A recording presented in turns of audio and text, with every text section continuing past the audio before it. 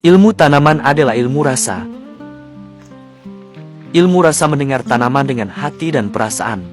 Tanaman tidak bersuara, ia tidak menangis saat kekurangan air, tidak berteriak ketika diserang hama, dan tidak mengeluh saat tanahnya miskin hara. Namun ia berbicara dalam bahasa warna, bentuk, aroma, dan ritme pertumbuhan. Dan tugas kita sebagai petani adalah belajar mendengar dengan rasa.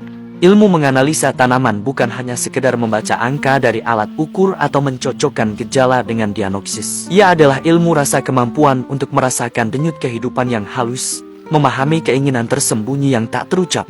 Ketika daun menguning, kita tidak hanya melihat klorosis, kita merasakan kerinduan akan unsur hara yang diperlukan.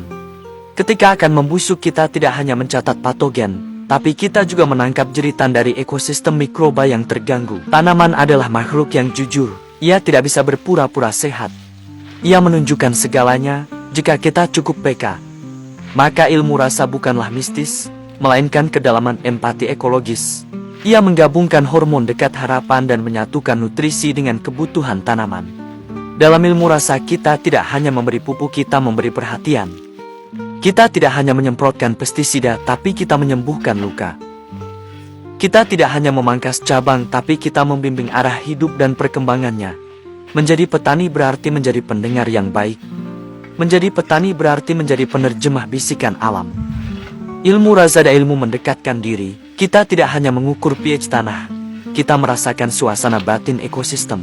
Kita tidak hanya menyemprotkan nutrisi, kita memberi cinta dalam bentuk larutan. Ilmu rasa dalam memahami keinginan tanaman bukan sekedar teknik, tapi sebuah laku hidup. Ia menuntut kepekaan yang diasah terus-menerus, seperti seorang musisi yang melatih telinga untuk menangkap nada-nada halus. Ilmu rasa bukan hafalan, melainkan kesetiaan untuk hadir berulang kali tanpa jemu, sampai kita dan tanaman saling memahami, tanpa perlu berkata apa-apa.